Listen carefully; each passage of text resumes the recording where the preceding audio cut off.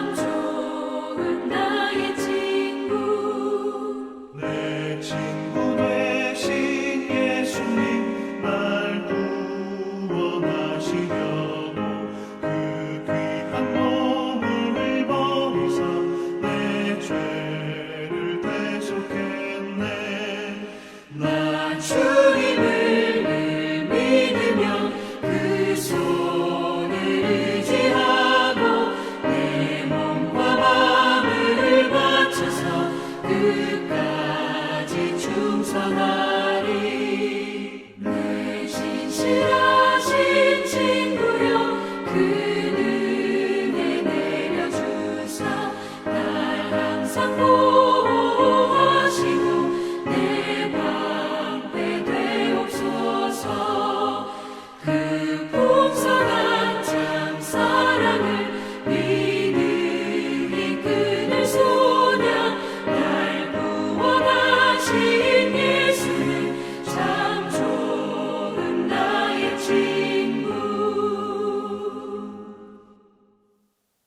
기도에 시연해 주신 하나님의 말씀은 마태복음 13장 34절에서 35절입니다. 신약성경 마태복음 13장 34절에서 35절입니다. 다 함께 봉독하겠습니다. 예수께서 이 모든 것을 무리에게 비유로 말씀하시고 비유가 아니면 아무것도 말씀하지 아니하셨으니 이는 선지자를 통하여 말씀하신 바 내가 입을 열어 비유로 말하고 창세부터 감추인 것들을 드러내리라 함을 이루려 하심이라.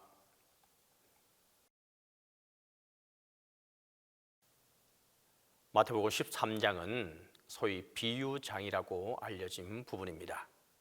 여기에는 씨 뿌리는 사람의 비유, 밀과 가라지의 비유, 또 겨자씨의 비유, 누룩의 비유, 그렇게 해서 4가지 비유가 등장하게 됩니다. 그리고 앞으로 3개의 비유가 더 나타나게 될 것입니다. 그런데 이 비유를 읽으면 읽을수록 떨치기 어려운 의문이 생겨납니다.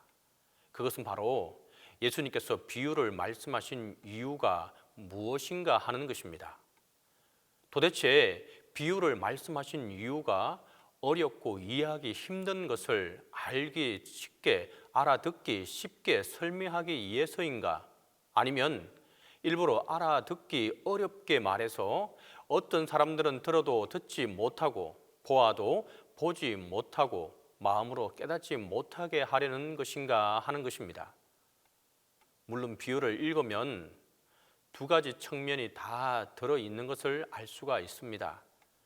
진정 예수님을 믿고 따르는 사람은 비유를 통해 하나님 나라의 신비를 받아들이게 되고, 믿고 따르지 않는 사람은 아무리 쉽게 이야기해 주어도 결코 하나님의 나라를 받아들이지 않는다는 것입니다. 다시 말해서 주님의 말씀을 받아들일 준비가 되어 있는 사람은 점점 더 많은 것을 깨닫게 되고, 반대로 받아들일 준비가 되어 있지 않는 사람은 점점 더 깨닫지 못하게 된다는 말입니다. 오늘 본문에 보면 예수님께서 이 모든 것, 곧 하늘나라의 비밀을 비유로 말씀하셨으니 비유가 아니고서는 아무것도 그들에게 말씀하지 않으셨다는 것입니다. 그런데 왜 그렇게 철저하게 비유로 말씀하셨는가? 이는 바로 예언자를 시켜서 하신 말씀을 이루시려는 목적이 있다는 것입니다. 내가 입을 열어 비유로 말하고 창세부터 감추인 것들을 드러내리라 함을 이루려 함이라. 여기 인용된 이 말씀은 구약의 시편 78편 2절에 나오는 말씀입니다. 시편 기자는 이렇게 말합니다. 내가 입을 열어 비유로 말하며 예로부터 감추어졌던 것을 드러내려 하니. 시편 기자에 의하면 입을 열어서 비유로 말하는 이유는 감추어졌던 옛 비밀을 밝혀주기 위함입니다. 시편 78편에 의하면 이제 입을 열어서 비유로 말하며 감추어졌던 옛 비밀을 밝혀줄 것인데, 그렇다면 여기에 나오는 바 감추어졌던 옛 비밀은 무엇이겠습니까? 그 비밀의 내용은 바로 주님께서 그가 행하신 영광스러운 행적과 그가 이루신 놀라운 일들입니다. 그리고 그 내용이 시편 78편 5절 이하에 나오고 있으니 그것은 바로 야곱을 통해 언약의 규례를 세우신 하나님께서 이스라엘 백성들을 얼마나 사랑하셨는가 하는 것입니다. 즉 하나님이 이스라엘 백성들을 사랑하셨다는 것이 비밀의 내용입니다.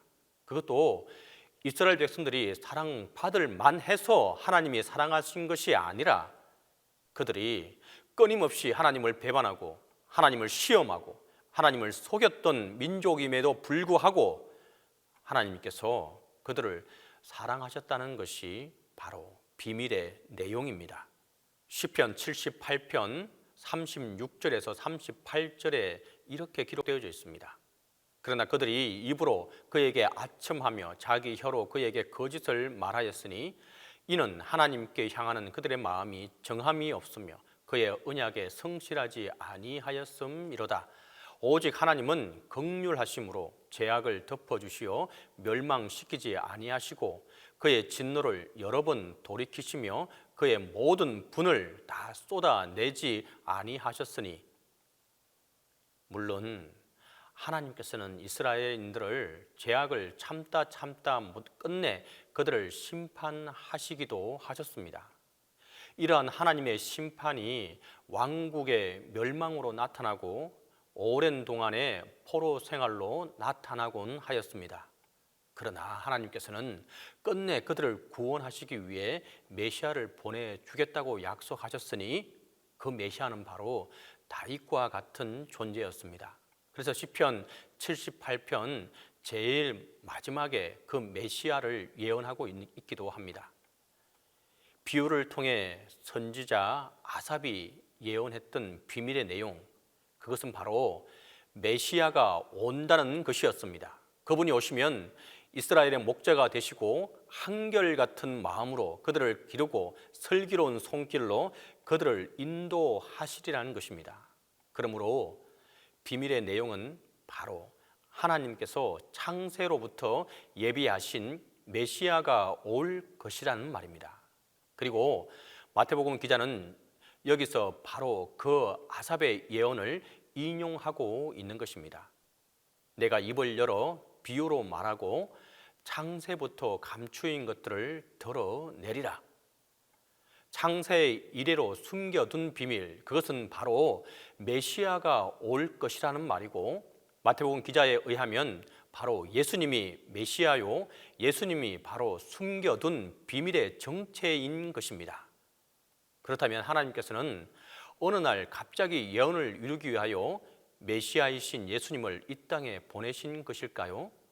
아무 준비 없이 그냥 계시다가 그냥 보내볼까 하고 보내신 것일까요? 아닙니다.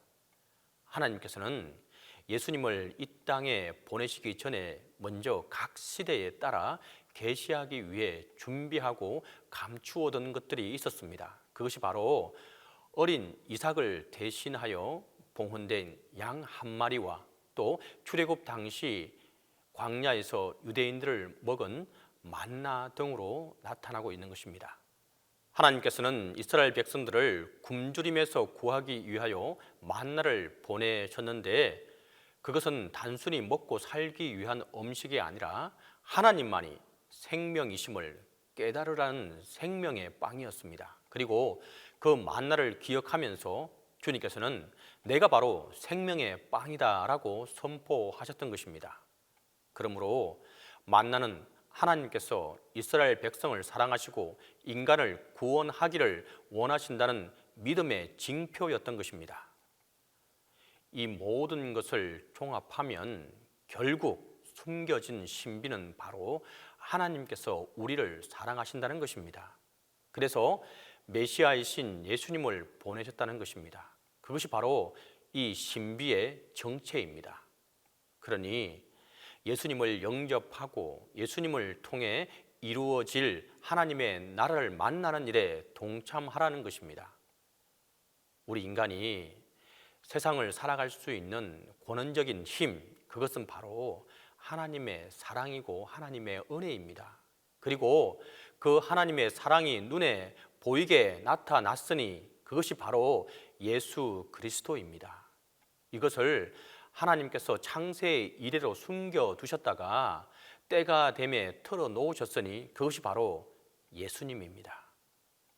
예수님께서 비유로 말씀하신 근본적인 이유, 그것은 바로 예수님을 통해 나타나는 하나님의 나라를 보여주기 위한 것입니다. 그리고 예수님이 계신 곳이 그 어디나 하늘나라인 것을 나타내기 위함입니다.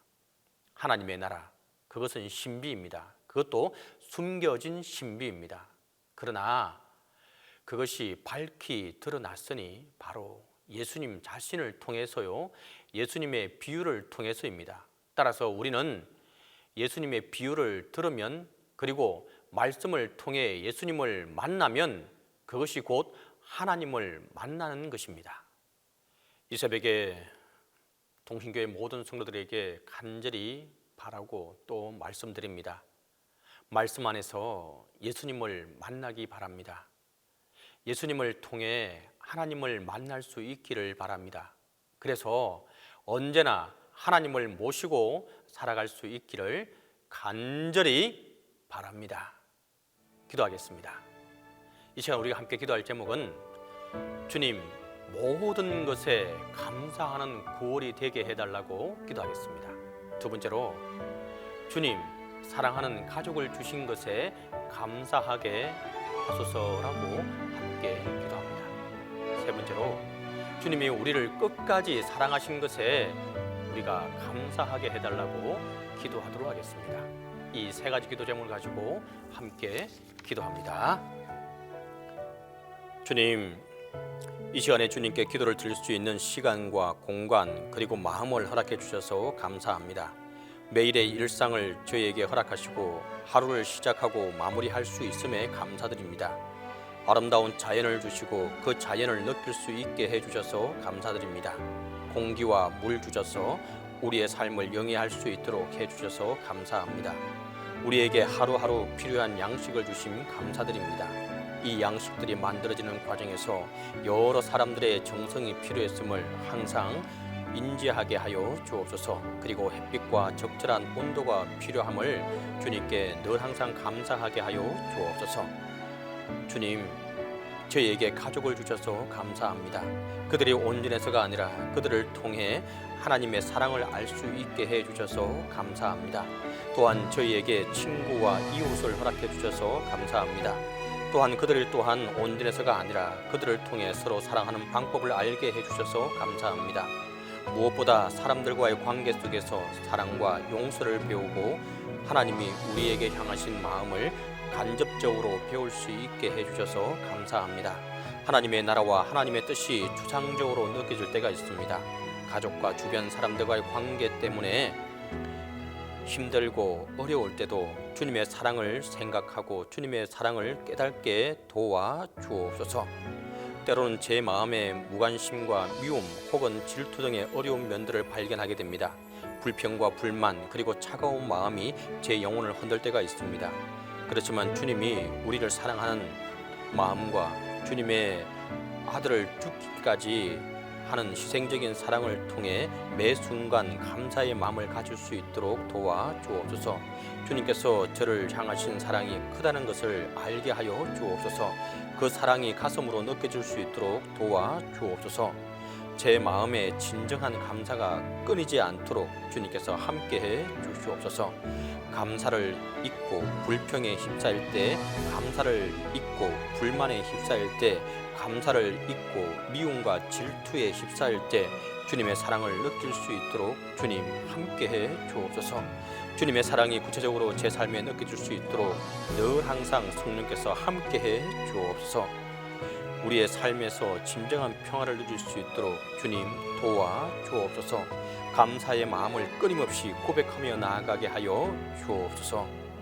주님, 담임 목사님과 함께해 주시사 영육간의 강건함으로 붙들어 주옵소서. 지치고 힘들지 않도록 하나님 함께해 주시고 온전한 회복과 하나님의 도우심이 함께하게 도와 주옵소서. 이제는 주님께서 가르쳐주신 기도로 기도에 마치도록 하겠습니다. 하늘에 계신 우리 아버지, 아버지의 이름을 거룩하게 하시며 아버지의 나라가 오게 하시며 아버지의 뜻이 하늘에서와 같이 땅에서도 이루어지게 하소서. 오늘 우리에게 일용할 양식을 주시고 우리가 우리에게 잘못한 사람을 용서하여 준 것 같이 우리 죄를 용서하여 주시고 우리를 시험에 빠지지 않게 하시고 악에서 구하소서. 나라와 권능과 영광이 영원히 아버지의 것입니다.